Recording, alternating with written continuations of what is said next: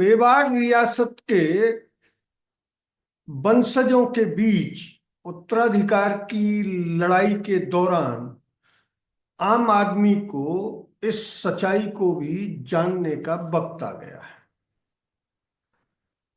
पूरे देश में अनेक तरह की किंवदंतियां महाराणा प्रताप को लेकर प्रचलित हैं और महाराणा प्रताप के प्रशंसक उन किंवदंतियों के आधार पर ही हल्दी घाटी युद्ध के सच को भी बदलने की फिराक में रहते हैं। इसमें मौजूदा सरकार भी बड़ी भूमिका निभा रही है, क्योंकि उनका एकमात्र एजेंडा मुगल कालीन और मुस्लिम शासकों को कायर और बेहुदा बताने पर टिका हुआ है। निश्चित तौर पर मुगल शासक कायर और बेहुदा थे, लेकिन उनको डिफेंड करने, उनको आरोपी साबित करने के लिए जिस तरह की किंवदंतियां समाज में चल रही हैं, उनमें सबसे बड़ी किंवदंती है कि महाराणा प्रताप ने हल्दी घाटी युद्ध जीतने के बाद जंगल में रहकर घास की रोटियां तक खाई।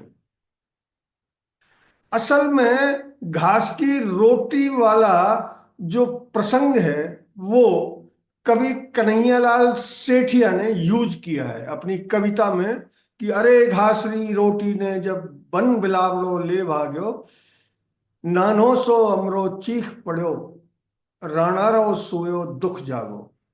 असल में वो रोटी घास की नहीं, ऐसे पौष्टिक अनाज की थी जिसे खाकर घायलों को न सिर्फ नया जीवनदान मिलता था, बल्कि वो अपनी शारीरिक शक्ति और स्टेमिना को फिर से अर्जित कर सकते थे। जैसा कि सभी जानते हैं कि हल्दी घाटी का युद्ध जब हुआ तो महाराणा प्रताप को बेहद घायल हो जाने के कारण अपने सिपह सालारों की सलाह पर युद्ध का मैदान छोड़ना पड़ा। इसी दौरान उनके प्रिय घोड़े चेतक की हार्ट अटैक से मौत भी हुई थी।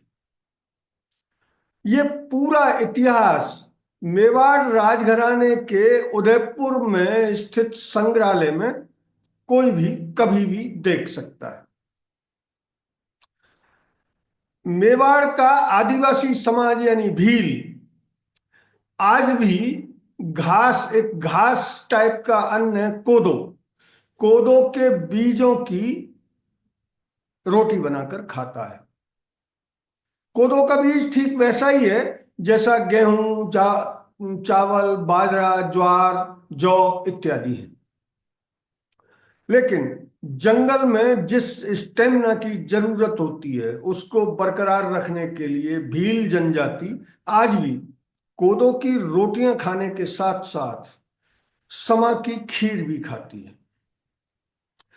समा भी एक ऐसा अन्न है जिसे आज के दौर में कोई भी व्यक्ति अपने घर की महिलाओं से पूछ सकता है जो व्रत उपवास इत्यादि करती हो। व्रत के दौरान अन्न खाने पर प्रतिबंध होने के कारण समा की खीर बनाई जाती है।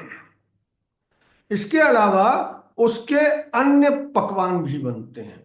ठीक वैसे ही कोदो की रोटी भी, कोदो के बीजों की रोटी भी हमारे आज प्रचलित तमाम अनाजों से लगभग 100 टाइम अधिक पौष्टिक और प्रोटीन की आवश्यकता की पूर्ति करने वाली है। ये तथ्य आप मेवाड़ राजघराने के संग्रहालय में कभी भी जाकर उदयपुर में देख सकते हैं।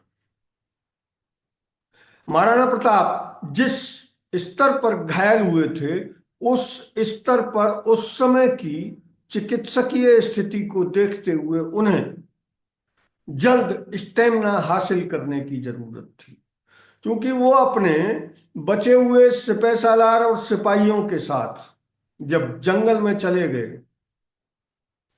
तो वहां उन्हें आवश्यकता महसूस हुई कि अब जब छापामार युद्ध शुरू करना है तो उसके लिए बेहद स्टेमिना और फुर्ती की जरूरत होगी। और कोदो के बीज ऐसी ही स्टेमिना और फुर्ती इंसानी शरीर में भर देते हैं। समा भी ऐसा ही अन्न है। इसके अलावा भी अन्य कई तरह के जंगली कंदमूल फलों जिनमें बेहद प्रोटीन और पौष्टिकता होती है, वो भी उनके सेवकों ने उन्हें खाने के लिए उपलब्ध कराई थी। घास की रोटी के प्रसंग का जहां तक सवाल है, तो कभी कन्हैयालाल सेठिया से जब कोलकाता में एक रिपोर्टर ने पूछा कि घास की रोटी का सत्य क्या है, तो उन्होंने स्पष्ट तौर पर कहा, जो आज भी रिकॉर्ड में आपको मिल जाएगा, कि ये सिर्फ कवि की कल्पना है। कल्पना के बिना कविताएं पूरी नहीं होती। महाराणा प्रताप को लेकर दूसरा एक मिथ आज भी समाज में जारी है। उस मिथ की अगर बात करें तो महाराणा प्रताप के भाले का वजन 81 यानी 81 किलो था। उनका जिरह बख्तर और तलवारें इत्यादि को मिलाकर ये कहा जाता है कि वो लगभग अपने वजन के बराबर हथियार और जिरह बख्तर, वजनी हथियार और जिरह बख्तर लेकर चलते थे। लेकिन इस मिथ की धज्जियां भी उदयपुर का महाराणा प्रताप संग्रहालय और हल्दी घाटी में बना संग्रहालय बुरी तरह से छिन्न भिन्न कर देता है। ये मिथ इस कदर समाज में फैलाया गया है कि आज भी लोग महाराणा प्रताप का उदाहरण देते हैं और ये कहते हैं कि 110 किलो वजनी और 7 फुट 8 इंच के महाराणा प्रताप लगभग पूरे वजन के साथ 250 किलो के हो जाते थे और उसके आधार पर ही वो उन हथियारों से बड़ी स्फूर्ति से लड़ते थे। हकीकत इसके बिल्कुल विपरीत।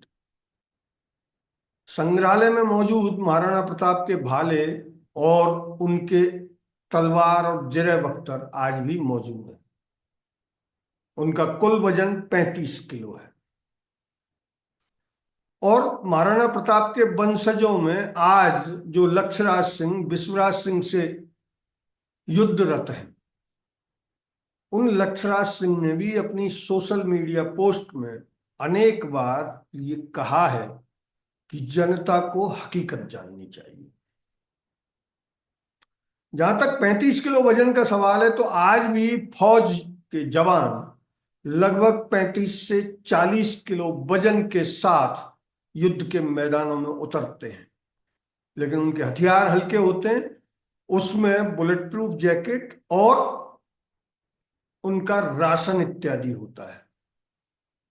इसलिए आज से ही आप ये तय कर लीजिए कि जब कभी आपको कोई महाराणा प्रताप से संबंधित ये तथ्य पेश करे, तो उसे कहिए कि वो अपना ज्ञान बढ़ाने के लिए उदयपुर के महाराणा प्रताप संग्रहालय में जाए और वहां जाकर जिरह बख्तर, तलवार, कटार और भाले का वजन साफ तौर पर लिखा हुआ उन्हें मिल जाएगा।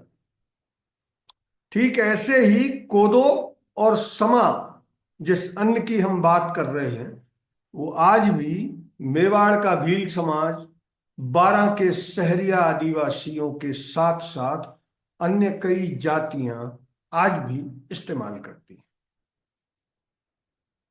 तो बेहतर होगा कि हम ऐसे मिथ और किंवदंतियों से बाहर आएं और ये माने कि प्रताप को लेकर, महाराणा प्रताप को लेकर जिस तरह के मिथ अब फैलाए जा रहे हैं वो उचित नहीं।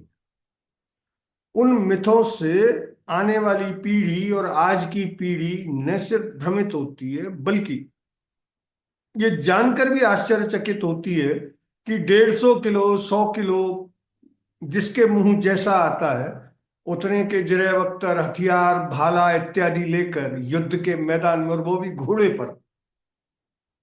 पर बैठकर युद्ध करना पुराने जमाने में योद्धाओं के लिए बेहद जरूरी होता था। और घोड़े की सुविधा का ख्याल भी रखना होता था। इतना वजन लेकर घोड़ा बहुत तेजी और स्फूर्ति से लंबे समय तक न तो दौड़ सकता है और न ही उस स्फूर्ति से वो अपने ऊपर जो सवार बैठा है उसकी कोई मदद कर सकता है। तो स्पष्ट है कि इन मिथों का अब खंडन होना बेहद जरूरी। अगर ये वीडियो आपको अच्छा लगा तो इसे लाइक करें, शेयर करें और हाँ, हिंदी हेडलाइन को सब्सक्राइब जरूर करें। धन्यवाद। जय हिंद।